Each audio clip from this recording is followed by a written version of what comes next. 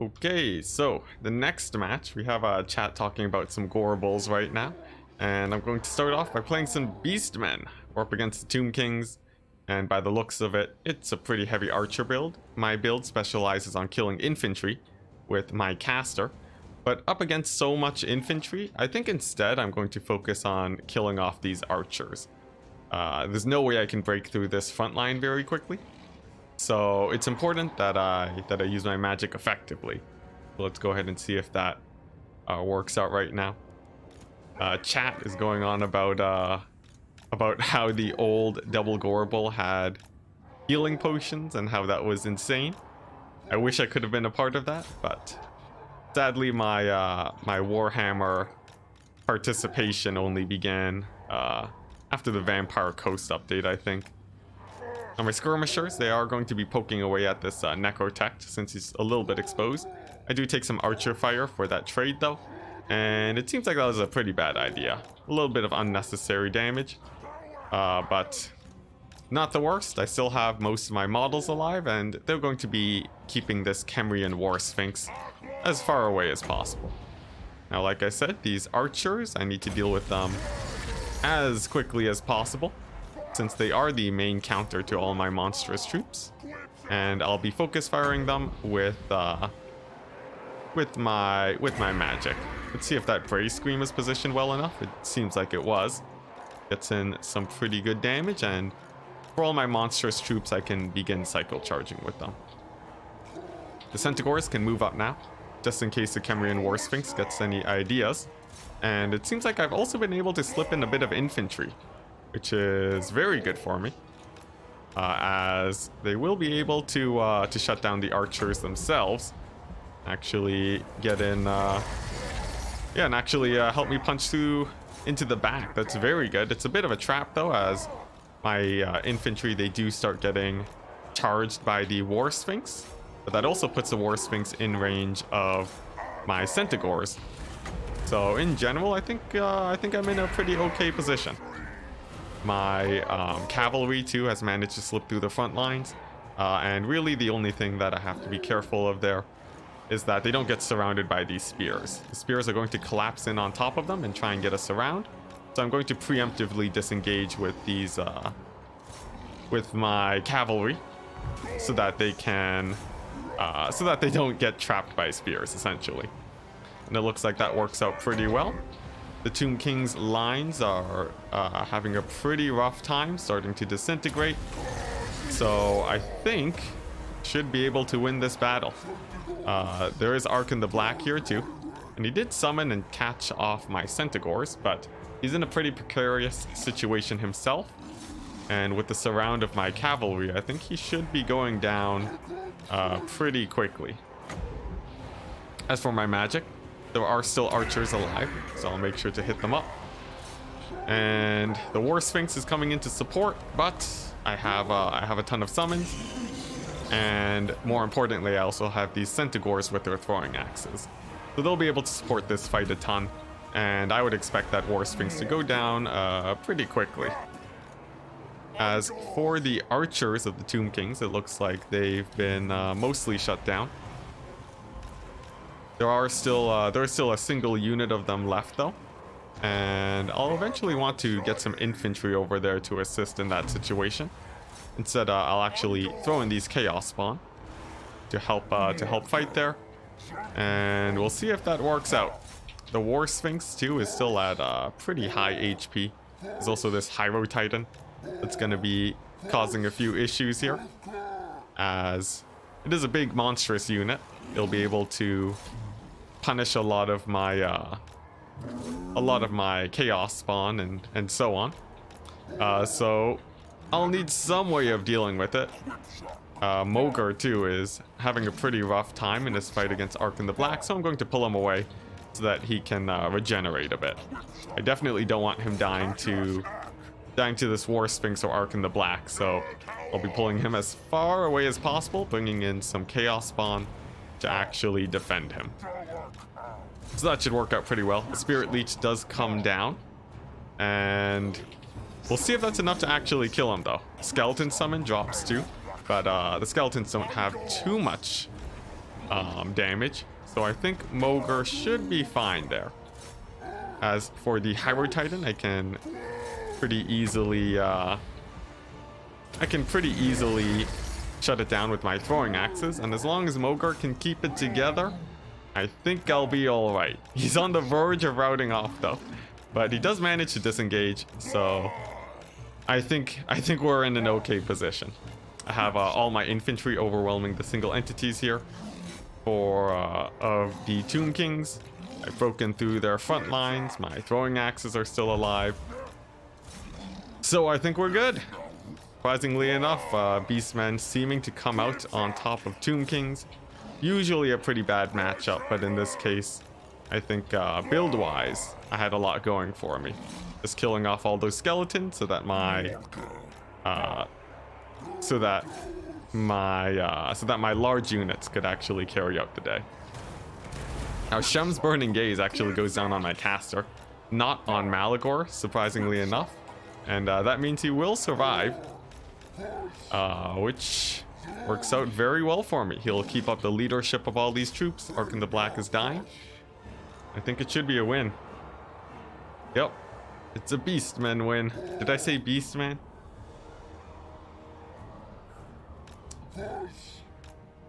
Yeah, Beastmen are really strong, but I think they're a really hard faction to actually pilot effectively.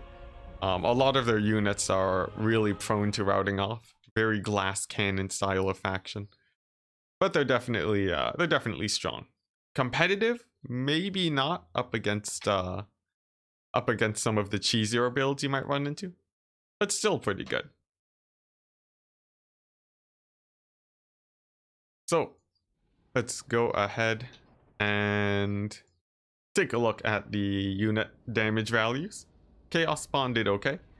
Surprisingly enough, the Minotaurs were the ones doing most of the damage, just grinding up against infantry. And the real heroes, the Centaurs with throwing axes, really did good. Almost 1200 value for all of them. They were basically the core element to kill off these single entities. Had these skeletons been Ushabti Greatbows, I think I might have been in for a more rough time, but there you go. Pretty nice build. GG. Which province in Canada? I'm in Ontario. But we'll close the chat for now. Well, actually, it's a Vampire Counts game. We'll open up chat because it's going to be a pretty slow advance towards the Lizardmen forces. What do we got? Some Pterodon riders. And really the only defense I have against them are my flyers, which means they sort of have free reign here, ammunition-wise. In fact, it seems like this is a bit of a kite build with 2 solar engines. So I'm going to have to do a lot of dodging right off the bat, and then if I can waste ammunition on these guys, that's going to be my win condition. Advancing slowly but surely, and yeah, that's basically gonna be it. Keeping this Claw of Nagash alive is gonna be paramount, and just dodging those solar engine shots. Let's go ahead and see if I have the micro to handle it though. Looks like I might even catch a few Pterodon riders, but my cavalry gets a bit caught themselves by the solar engines, and they take a pretty nasty hit. My lord, he'll have to keep dancing around. There are some salamanders over here too, peppering my grave guard, but there is a potential that I could catch them out. I do have cavalry. It's not like I'm entirely defenseless against this sort of kite play. So let's see if that goes okay. Some drop rocks on my grave guard is pretty painful, but if I can catch up these salamander hunting packs, I think I'm in a pretty decent situation. Let's go ahead and get ready for a zombie summon, although that might not be entirely needed. In fact, I think zombies are more important for dealing with the this cavalry that's catching out my own cav. Also throw down a breath attack to try and win that fight decisively. And if I can kill off the Lizardmen cavalry here, that would be pretty big. I get a pretty decent hit, but nothing too amazing, unfortunately. Now the Claw of Nagash actually isn't very important here, as yeah, the Claw of Nagash actually isn't very important. I don't really need a Mortis engine here, So I'm just going to suicide it into the nearest infantry blob and see if that goes okay.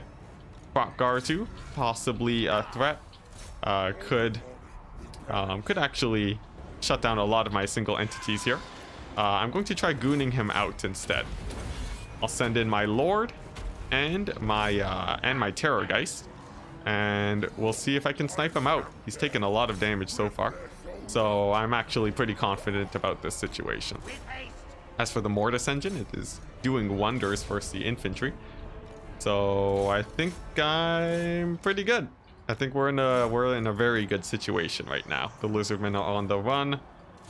Solar engines are shut down. I've lost all of my cavalry, which is probably the worst part about this. And you know what? I'm going to give them a heal just to keep them alive a bit longer.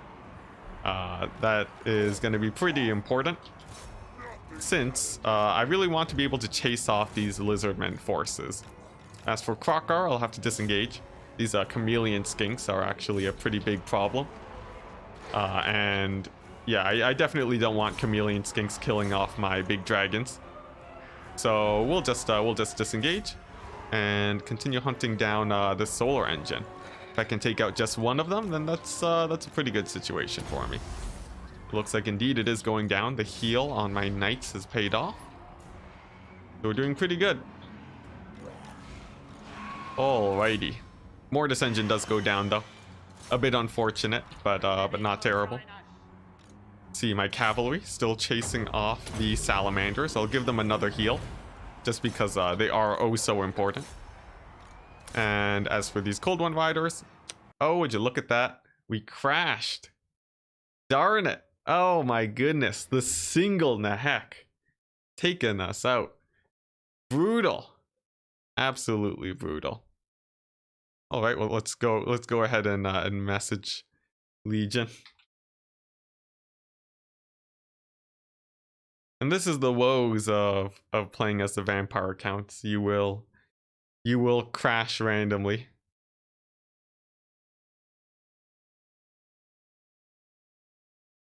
Oh man, all right, well, there you go. GG. Here we go. The rematch up against Legion.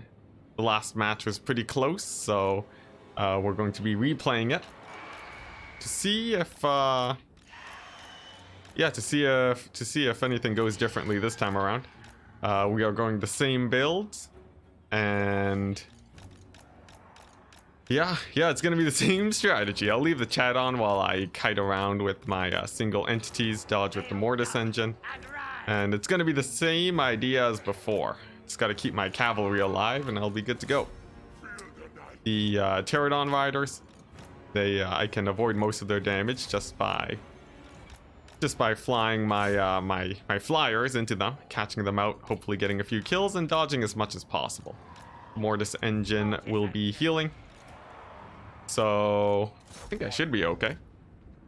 If skirmish mode is on, I can pretty easily push them back, but it looks like Legion is leaving off skirmish mode, which does give me a few opportunities to actually get some charges on these Pterodons. So that's a pretty good trade for me. Although the chameleon skinks, they do reveal themselves, I'll have to pull back. Solar engines, friendly firing, as they do. So far, I think this early game's going better than last time. Although the solar engines are now shooting my Claw of Nagash, I'll have to be very careful about that one. Shooting up my single entities too, so we're gonna have to do a lot of dodging here. They might hit up my knights. And a shot at my Banshee too, pretty scary, but it does manage to miss. Now, there is a lot of cavalry here. I'm going to just sort of ignore this flank, so that I can dive in on this solar engine instead. There's no real need to really overload, and there's no real need to split up my troops very much. Instead, I have much more time to just focus on overwhelming one side. The cavalry might be able to kill off my zombies, but that's not too much of a problem. The zombies can move up and slowly but surely pick away at the salamanders. So I'm feeling pretty good about this situation. The solar engine has to retreat, which means that it's not shooting. And if I can just catch it, then we're good. Salamanders do manage to get a volley off on my Graveguard. which is pretty scary. That's a good amount of damage, but I should soon be able to engage onto the lizardmen. I have my cavalry to force the situation. They'll be charging into the chameleon skinks, and then if I can get a big blob fight here, that should work fairly well in my favor. The zombies continuing to distract these salamanders is very good for me. And here we go. It's going to be the big fight up against these cold ones now. I can use a summon of zombies to hold them up and catch these skinks at the same time. I have my Terrorgeist to breath attack and kill off quite a bit of the infantry if they do present their side, and they do. So that should work out pretty well. Looks like it does mostly miss though. That's pretty unfortunate, but we're still doing okay. Now the let's see, the salamanders still have to be shut down, otherwise my Graveguard are in for a very rough time. I do manage to chase off a few of the chameleon skinks, but how are my single entities doing? My Necromancer is lagging very far behind.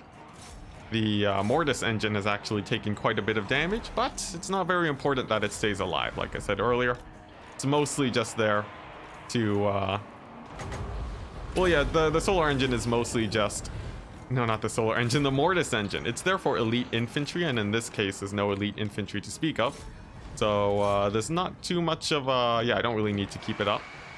And what I should be doing instead actually is focus firing these the solar engines of the lizardmen.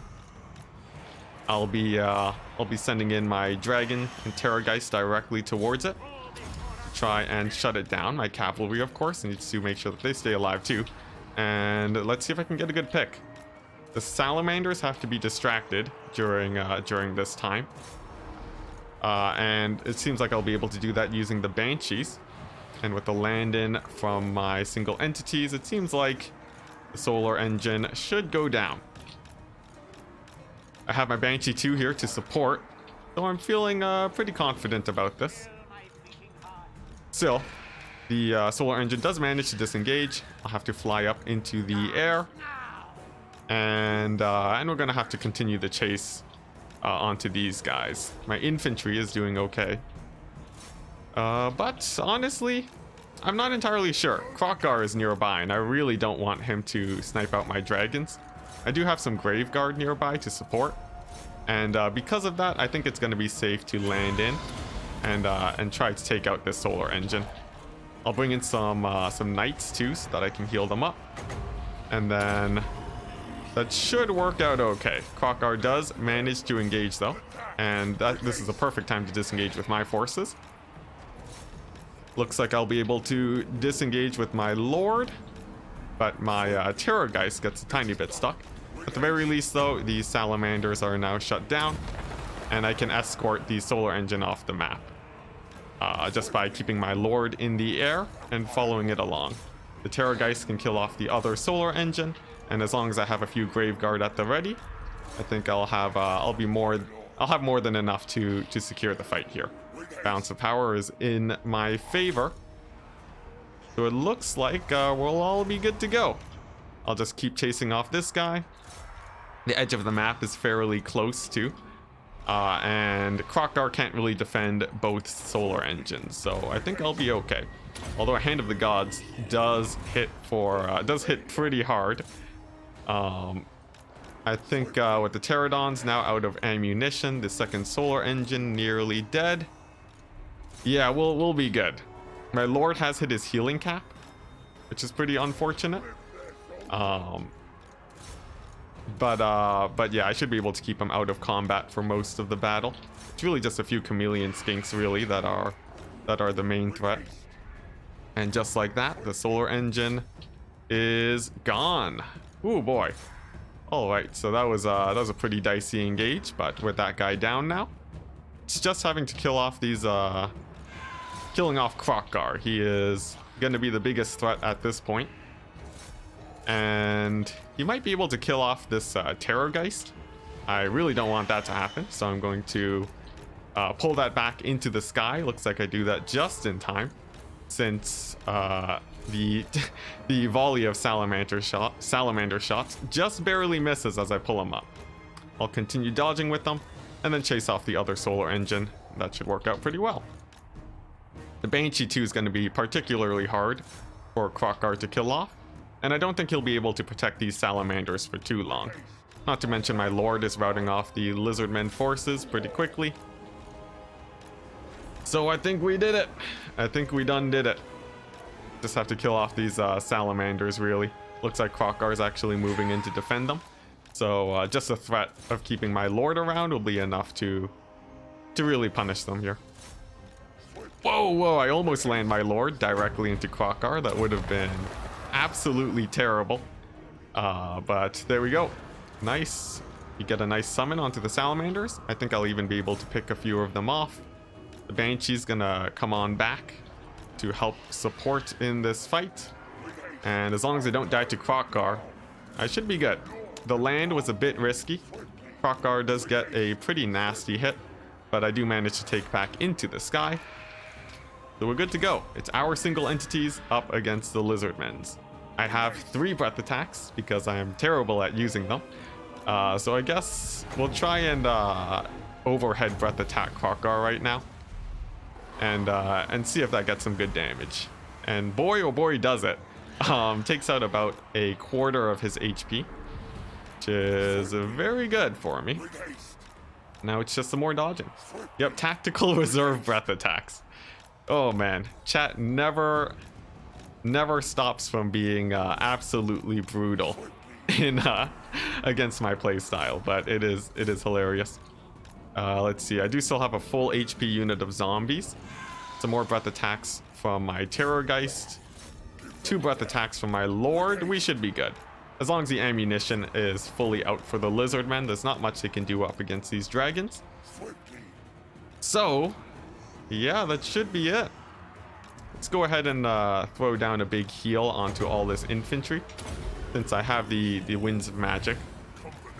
And then just leave the Terrorgeist in the air to breath attack Kroq-Gar if he ever gets too close. His forces should be terror routing pretty quickly.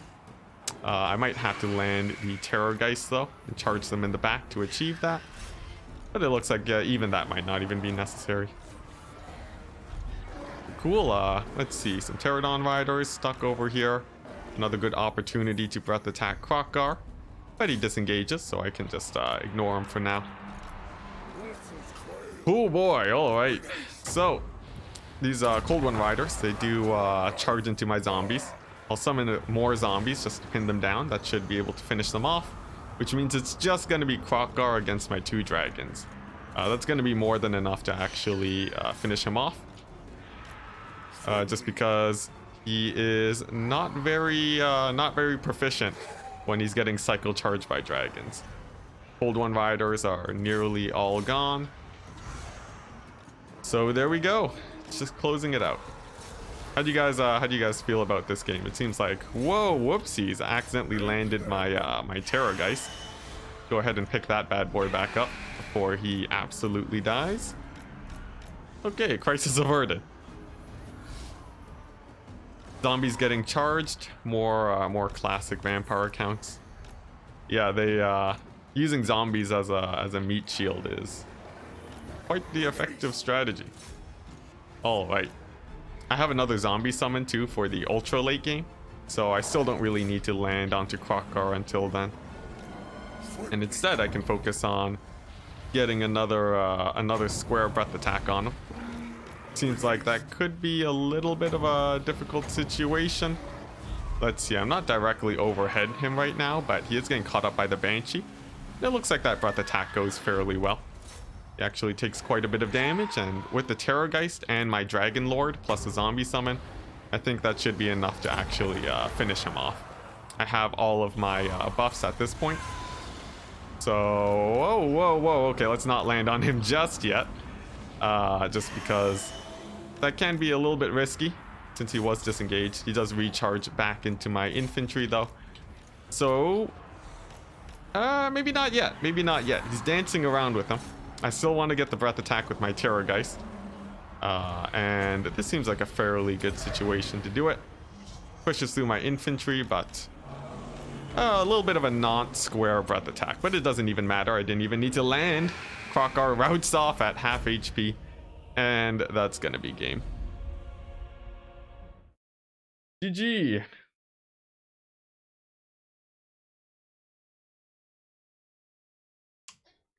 All right, so that worked out just as well as last time. In fact, even a little bit better. Chased off the pterodons, and the main win was killing the solar engines. They couldn't really do much, as I had mobile elements to chase them down. I sacrificed my Black Knights to actually do that, and then in the late game, Krokar, without any support, could be pretty easily killed off. Had I been a bit more worried, I could have landed directly on top of him too with my Lord. Which might have been a faster way to end the game, and using my breath attacks too would have been good also, but there we go, another victory. All right, but the next match up against let's see here, Honeynut, I think that's how you spell his name. Yep, there we go. Up against Honeynut, I'm playing as Beastman. I've gone for a sort of strange pseudo Bretonnian build here with mass archer and a lot of cavalry, which is quite strong up against infantry, as I can just slowly kite them out with my archers. At least that's going to be the plan. My skirmishers are going to have to kill off these single entities, so it's important that I actually that I keep my skirmish cav alive as long as possible. Otherwise, we could be in for a pretty rough time in the late game. These single entities are going to be rather threatening if I'm not too careful. So as for these spears, I have a ton of archers. They can pretty easily take them out. And I'll just scoot up my archers a tiny bit to go ahead and do that. It should work out pretty well. The birds are flying in. I'll threaten with my axe throwers, and they shouldn't really be able to approach too closely.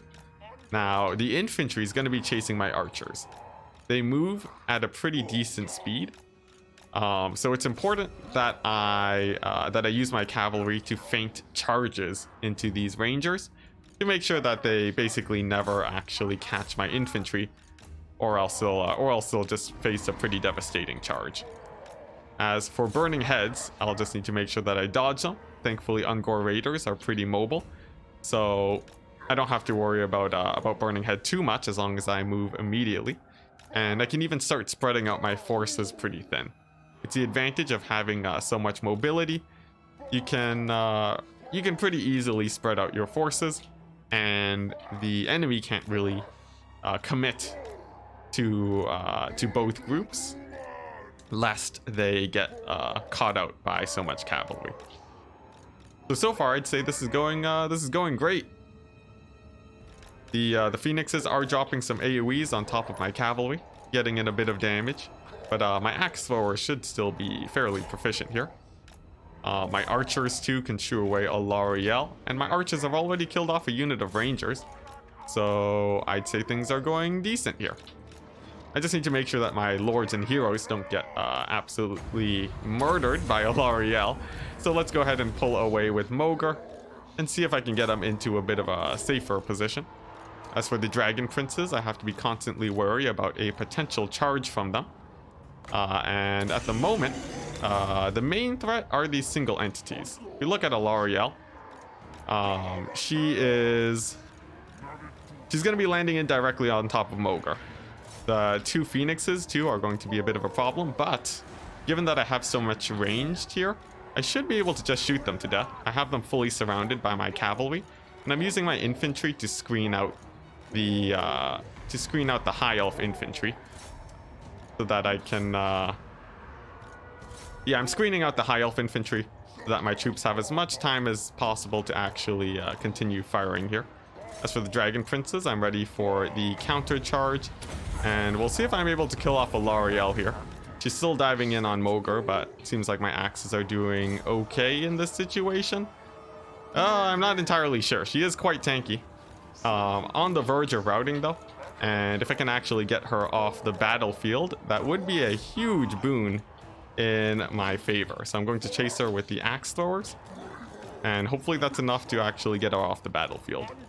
As for the dragon princes, we're gonna have to find some way of making sure that we don't die to them. My cavalry can't stay in a prolonged fight against them. Alarielle's healing up pretty quickly too. So it looks like things could actually get pretty dicey here. As for the spears, I'll keep them back with some cycle charges. That should be more than enough to keep them off my back. And as for Alarielle, she lands again on top of Mogar, which puts her in another precarious situation. I'll have all of my archers firing in onto her, and we'll see if that's enough to actually kill her off this time around. Another burning head does go down, kills off a lot of my forces, but seems like Alarielle, she finally does die, which is pretty big for me. Yeah, that is quite huge, except for the fact that there are still quite a lot of dragon princes that I have to contend with. Maybe even more threatening than these phoenixes, but I'm not sure. Honestly, both are pretty scary, and now that they've actually dived in onto my lines, I'm a bit worried about them killing everything off. Mogar too is in for a pretty rough time, and at the moment I think the best option right now is to just try and run away.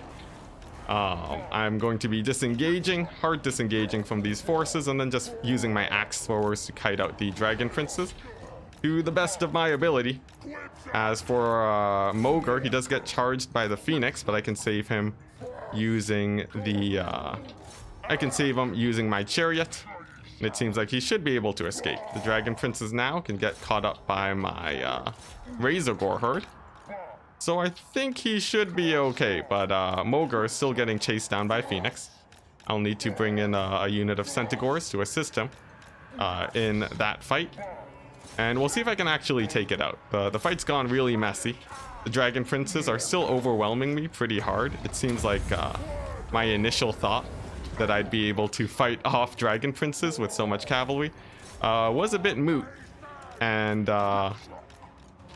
yeah, the dragon princes are really overrunning everything. The phoenixes too, proving to be quite hard to kill. I think I would have rather actually had some minotaurs here. And Mogar does go down. That is very unfortunate, but I have killed off most of the dragon princes at this point. And Alarielle is dead. So if my Centaurs with throwing axes are able to kill off the phoenix here, then they should be able to do okay. As for the dragon princes, they'll have to kite away from those guys too. And my Ungor raiders are going to have to pull in quite a bit of work also. So it's going to be a bit of a scary game. I thankfully do recover most of my routing troops though, and I think that's going to play a rather large part here. I'll be able to Spirit Leech the Phoenix, and let's see, up against the Dragon Princes, I still have decent ammunition. As long as I don't run out of ammunition, killing off the Phoenix and the Dragon Princes, I should be okay. I'll Spirit Leech the Dragon Princes instead of the Phoenix, just because they are much more mobile. And then I should be good to go. We're just going to be playing Keep Away, Spirit Leeching as much as possible. And then the remaining High Elf Spearmen Infantry aren't going to be too much of a threat. They actually, they're really weak up against cavalry. So I should be okay on that front. As for the Phoenix, it does start to get pretty low. And I think I'll be okay. Oh boy. Let's see here. Just taking a quick look at chat since things have simmered down a tiny bit. My ammunition is starting to run low. The Phoenix is going into a safer position at this point, so it's time that I actually start cycle charging some infantry. I can use Spirit Leeches to slowly wear down the Phoenix, and as long as I have a few Ungor Raiders left to keep on firing, I should be okay, but most of them are actually getting chased off.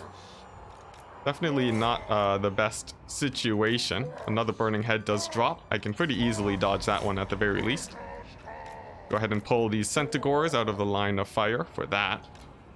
And then try and peel these Dragon Princes off of my Ungor Raiders. I have Fire at Will turned off since I need the ammunition to kill off the Phoenix. But with the Dragon Princes coming in, I think I'm going to have to throw a few volleys into them to actually take them out. It's a bit of an unfortunate loss of ammunition, but it is very important. that the cavalry is gone for the high elves. Now the Phoenix is still alive. I have another Spirit Leech at the ready though, to bring it ever so closer to death. It does dive in onto my caster, but this is actually a pretty good opportunity for me to kill it with my axe throwers. I can surround it with my cavalry, and there we go. Along with the Spirit Leech, it looks like I do manage to get it to rout. It does recover from rout though, so it's important that I actually surround it and kill it off. And once I pull that, then I think it's going to be a victory. Yeah, in before Rebirth destroys balance of power, it did.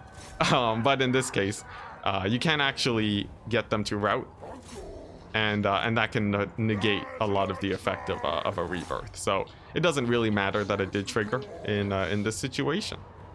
So there we go. Let's just escort that Phoenix off the battlefield, and then use my archers to kill off the rest of the infantry.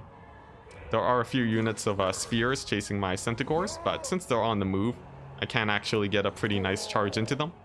And that might even get the spears to break early on. Ooh boy, oh man, what a close game though. That almost went really badly, but yeah, in the end, just having enough ammunition to kill off the Phoenixes helped out. Although I think it would have been much better to have a little bit more single entities and mass, or not single entities, but monstrous units like Minotaurs to kill off the Phoenixes. It was really, it seemed like the Ungor Raiders were having a really hard time actually shooting at Alarielle when I had her surrounded. A little bit unfortunate, but it's gonna be a win. Routing monsters shouldn't cause terror. It's a weird interaction. Yeah, it's a bit weird. It really mucks things up a tiny bit for actually dealing with them. It makes them stronger than they should be, but it still works out okay. If you look at the damage values, you can see the main problems here. Dragon Princes and Phoenixes were my biggest problems. I only had the axe throwers, and I was very lucky that Honey Nut landed for me to actually surround and kill them all. His dive in on Mogr was an okay play, but I think he should have left a Phoenix in the air to stop them from getting surrounded. Just the Burning Heads alone weren't really enough to save them. As for his infantry, he should have advanced a little bit faster too, to actually support in the single entity fight. So I think he had what he needed to win in this matchup. And as for me, I definitely need to change my build so he can better handle this situation. But there we go, GG. Is the ladder scoreboard linked to your Twitch? It is linked to your Discord. So it's why you have to join my Discord to actually play the ladder. Yeah, it is entirely linked to that. Now, this match, gonna be up against Jay Phoenix. He's bought a Beastmen build of a bunch of Minotaurs, some Chaos Spawns, some Centaurs. That's about it. Presumably there are some stealth infantry here, and I'm wondering if he has any archers. If he does, I have my Scabscraths, and that should be able to punish them pretty well. Their range is pretty short too, and compared to the range of Scabscrath, if they're shooting at my infantry, I'll be able to hit them. So I expect that to work out pretty well. As for all these Chaos Spawn, I'll have to hit them with my Blood Knights too. Yeah, I'll have to hit them with my Blood Knights. So let's pull back a few units of infantry. Let's get my doggos up front and center. And then, yeah, just continue scooting up with the infantry. I'm still not entirely sure where the infantry here is for the Beastmen, but there they are. It's a pretty thick front line. And, let's see. It's mostly, yeah, it's mostly what? Just some Ungor herd. That's not too scary. There are the archers. Let's go ahead and hit them up. To Scabscrath effectively, you gotta wait for the archers to actually move and fire. Otherwise, your Scabscrath is gonna be a little bit less effective. So, there we go. These guys have held position. Scabscrath directly on top of them. The double Scabscrath too, for the insane annihilating power of it. Routs off a single unit of archers immediately. And now the Mortis engine is taking some shots. So I'm going to summon a few zombies to shut down these guys. Bring in the Mortis engine to a slightly safer position. And then probably breath attack a few of the archers. to shut them down. It is paramount that the Mortis engine actually stays alive. So all hands on deck for killing off these archers. My 2 White Kings are doing okay, but my babysitting of the Mortis engine has been pretty terrible this game. It's taken a lot of damage, but so far things are going okay. We've routed off 2 units of archers. These guys are about to terror route off, and they actually normally route, which is very good for me. And I have loads of infantry to kill off all the beastmen. Large units, yeah. I have a ton of skeletons, the Grave Guard. That should be more than enough. And as for all of the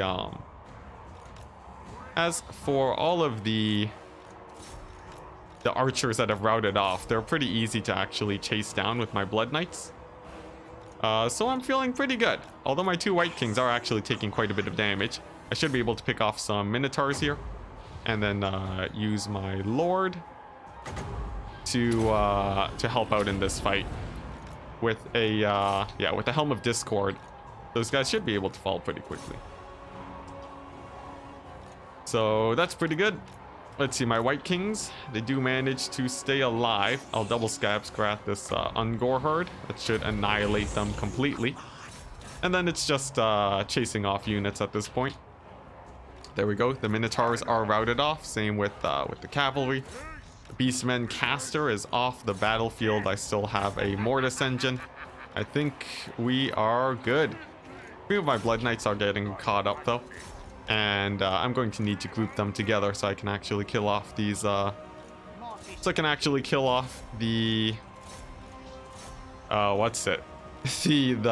the monstrous units, the Minotaurs. They're going to be a bit of a task to actually shut down. But with a few Blood Knights, I think that shouldn't be too hard. A few heals too on top of them also, just to keep them alive, and I'll be good to go.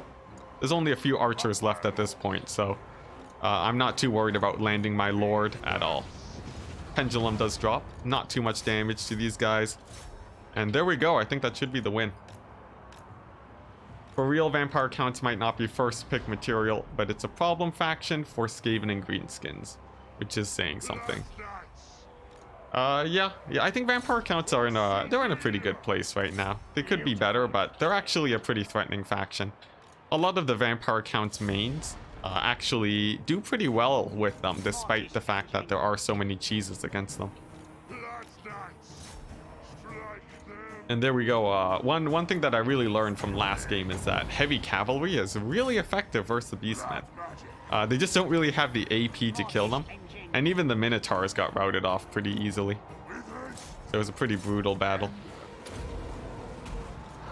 And essentially just keeping my important units alive really helped, but as I say that, I do lose the Mortis engine. It doesn't really matter though. I don't really need it at this point.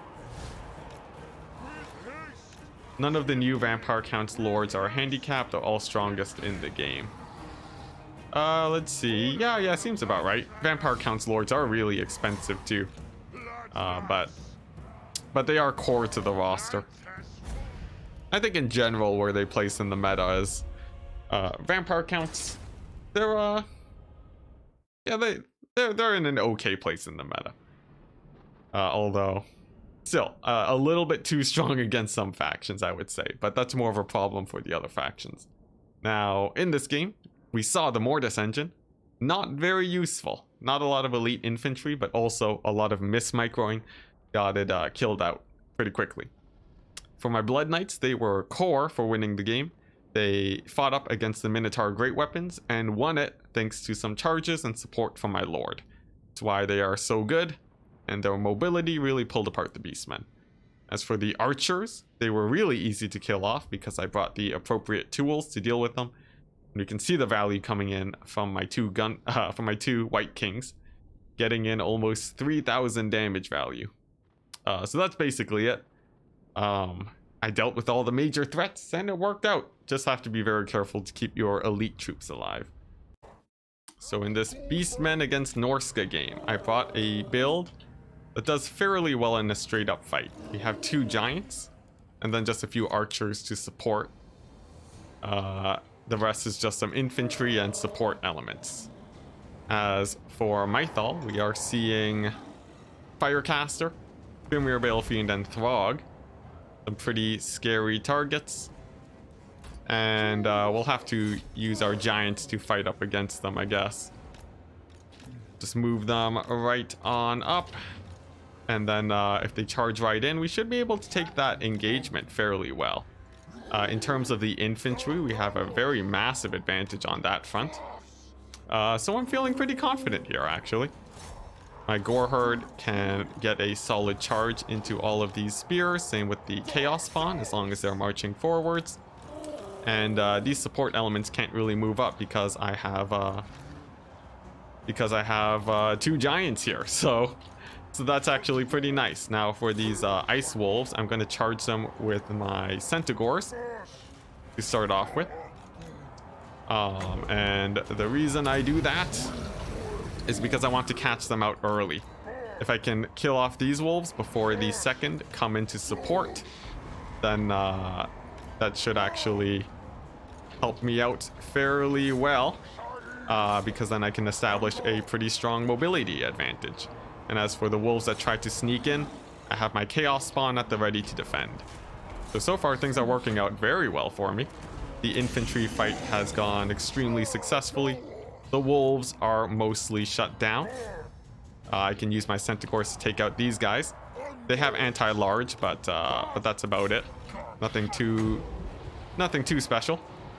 And their missile resist is wasted on the Centaur, so I think I'll win that engagement. As for my caster, I have another Cygor summon that I can throw in just a second. Throg has terror routed off the map. And I think that's going to be a pretty straightforward win, guys. Yeah, the troll build. Really just a really bad pick into double giant. In this case, it feels like build-wise, we really came out on top. Just because these trolls, they really have no chance of breaking through here. Past all the giants. They hit just incredibly hard. And with their terror, they can easily rout off all the stone trolls. I guess you might have been expecting more of a cavalry focused build. I'm not entirely sure. But at this point, it's just cleaning up. We'll chase the trolls to the edges of the map. Hopefully my cavalry can get there in time to actually shut them down. The giants are having a bit of a rough time getting surrounded, but it looks like they'll be able to hold up just fine. The infantry here for the Norskins this time around was pretty cheap too. So having the Gore Herd helped me out a ton in this battle. Even having terrible experiences with trolls recently, even using ITP auras. Yeah, trolls can be really hit or miss. Sometimes some builds will really just run over trolls.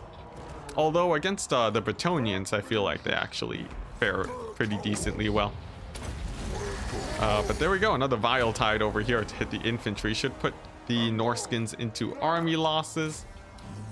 And then that's going to be GG. These trolls get terror routed before they even get to combat.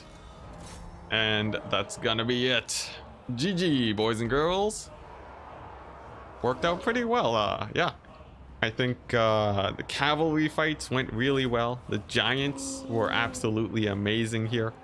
And the repositioning of my wolves and such did a ton for... Or no, the repositioning against the wolves did a ton because it kept my archers alive for a really long time. And they should have gone quite a bit of value. Yeah, geez, 800 gold value. Just insane. Whew, of course, we could have run into a kite build, but if the matchup is if it is as one-dimensional as just kite versus boxes, it does mean that Beastmen have a 50-50 win rate, as long as Norska has to fully dedicate to those sides. So I think that worked out okay. The giants did really well, but really the heroes here were the archers, just extremely cost efficient. The Centaurs paid for themselves, and the Gore Herd won the front line. In fact, it's sort of questionable that there were so many spear units for Norska. These Marauder spearmen are actually pretty bad in general, and I'm wondering if they are meta here. As for the trolls, they just had a really rough time. Single entities are the bane of trolls, and as we saw there, they got chased off pretty easily. So GG. Okay, so here we go. It's Tomb King's game up against the Lizardmen. My army consists of quite a bit of anti-large, some flyers against pterodons, and then cavalry for infantry, though I'm not highly specialized against infantry, so I need to actually worry about these Saurus warriors. There's a red-crested skink chief and a priest of heavens, so he'll be wind blasting my skeletons quite a bit.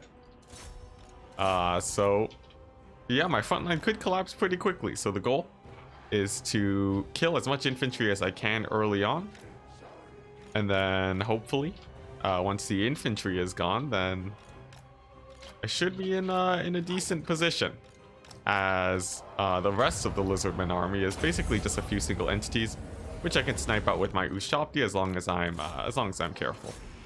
Now there are a few Pterodon riders.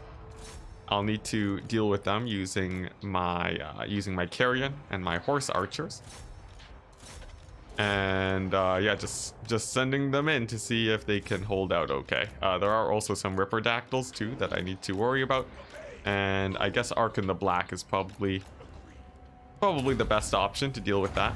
I'll overcast a Spirit Leech just so that I can start getting damage on top of them. And as for this front line, I'm going to summon some skeletons just to hold up the Saurus warriors a tiny bit longer, as I really do not want to lose the game to just a bunch of Saurus warriors diving into my backline and chasing the Ushabti forever. As for the red-crested skink chief, he is going directly into my backline, and I'm not sure what the best way to deal with him is. Of course, I do have Spirit Leeches, and yeah, that's basically it. I have Spirit Leeches and some cycle charges from Archon the Black, so he could potentially pose quite the threat. So I'm just going to send him into some Tomb Guard, since they are pretty good in combat, and then hopefully the Tomb Guard will be able to kill him off pretty quickly. I have a few Spirit Leeches too that I can throw directly on top of him, and with Archon the Black support, I might be able to do well there. As for these Pterodon riders, I need to make sure that these guys don't kill off my Ushabti. In fact, that's so important, I'm going to use my Ushabti summon here just to protect my great bows, as they are really important for killing off these Saurus warriors and kiting out the Lizardmen in the late game. As for their lord, looks like he died really quickly to Tomb Guard. I would not have expected that, but that works extremely well in my favor, as once he's dead, it should be a pretty nice impact on the Lizardmen leadership. Not huge, since their leadership holds up fairly well in general, but it'll definitely help out. And given that I still have Tomb Guard running around too, I think I'm in a decent position. There are a unit of these Sentinels though, chasing after my Ushabti. It's definitely pretty scary, and I guess the best way to deal with them is bringing in the Stalkers to start firing away. They'll also be diving in on top of my Ushabti, which is pretty unfortunate, but I guess as long as I have one unit of Ushabti left, it's not the worst case scenario. But the cavalry is definitely going to be a bit of a problem. Now, this red-crested skink chief, it looks like Archon the Black wasn't able to actually finish him off by chasing him. So I'm going to give up the chase just so I can get Archon the Black back in position to actually assist with the rest of my forces, since this main fight is getting pretty dicey. A lot of my units are getting compromised, so it's important that I have my lord at the ready to actually protect them. As for win conditions, let's see. Most of the infantry is gone for the Lizardmen, so they are not too much of a threat as long as I have a few monstrous units left. It's really just this cavalry and maybe some skink skirmishers flying around. The Pterodon riders aren't too scary, since I do have Spirit Leeches, which kill them rather quickly. So I think I'll be okay, but balance of power says otherwise. And let's see, what am I really worried about though? There's a few Source Warriors, there's a few Skinks. I'm not sure. I guess my forces are starting to die out fairly quickly too. And I don't have a lot of single entities, so there is a chance I'll just get swarmed here. I've also lost some of my Ushabti. So the game could end up coming pretty close. Still, Arc in the Black is very strong. And as long as I have these supportful Stalkers cycle charging, I'm not especially scared here. As for the Skink Priest of Heavens, I'll Spirit Leech him just to get him routed and off the battlefield. And that's just so that he can't Wind Blast my Tomb Guard in the late game. That should save me a good amount of money. And as for the rest of the forces, I just need to make sure I'm chasing them off. Hello, Jay Phoenix. Happy to have you in chat. Also, by the way, I know the title says that it's a Vampire Accounts and Beastmen Day. I just forgot to input the factions, so when I queued up as random. But after this game, we should expect some Beastmen and Tomb King action. Should be pretty fun. So it looks like Arc in the Black. He did chase off and kill the Skink Priest, which is very good. I'll use my Spirit Leeches to kill off these high ammunition Pterodon Riders. They should ride off pretty easily. And then, yeah, I'll just keep my forces close together. Seems like I also had this unit of Carrion chasing off the Pterodon Riders for basically the entire battle. I completely missed out on that, but it's been working out in my favor. Since the Carrion are much cheaper than Pterodon Riders. As for all the infantry, I do still have Ushabti, so cycle charging is good. Same with my cavalry, so game should be as good as over. Alright, so nice. I guess the Stalkers I'll keep an eye out for any Source Warriors that they might want to snipe out. Arc in the Black is completely out of Winds of Magic, unfortunately. A lot of my infantry is dead, but I still have a unit of Tomb Guard. So still absolutely no problem. Plus the Staff of Nagash means I'll just be slowly farming up skeleton summons over time. And that is definitely gonna be enough for me to pull out a victory. Although there still are some Pterodon Riders in the sky with pretty high ammunition. I'm a little bit worried about that. Since I don't have any more ranged firepower, they could potentially just snipe out Arc in the Black. And if they do, then that's pretty bad. A lot of my forces might start to crumble, and that could cause a cascading effect. Although their ammunition is pretty low, and their model count is fairly hindered too. So I think I'm okay, even if that does happen. Do you think the ladder is busier because of Best of Ones? Or just vegetative growth? I don't know exactly what you mean by vegetative growth, but the Best of One ladder is... the Best of One ladder definitely has an impact, but I've only had it up online for a day at this point. So... yeah, I've only had the Best of One ladder online for a day at this point. So most of the growth that you can see in the graphs and so on are from just from my what's it? It's just from normal growth in the Best of Threes. So yeah, it's mostly just the ladder being just doing its thing. Not really because of the Best of Ones. And now that I've actually added the Best of Ones, I'm expecting it to grow quite a bit. But there we go. Tomb Kings. Now shattering. It's going to be the first victory of the day for me. Wonderful. Best of Ones are more casual. Weak player can win a Best of One really good. Yeah, that is true. Best of One ladder is pretty casual, but that's sort of the intent. It's a more comfortable ladder to queue up into. Takes up less time. But anyways, let's take a look at some damage values. Arc in the Black with Spirit Leeches, really good against Pterodons. See, he got quite a bit of value. The Carrion are also very important against these flying skirmishers. And as long as you bring a few Carrion and a few Horsemen, it seems like that's enough to deal with even quite a lot of skirmishers. And the Hekarro Horsemen are very good too for cycle charging, but I did lose them in the mid game. And that's a common misplay that I'll run into. But otherwise, it looks like things worked out pretty well for me.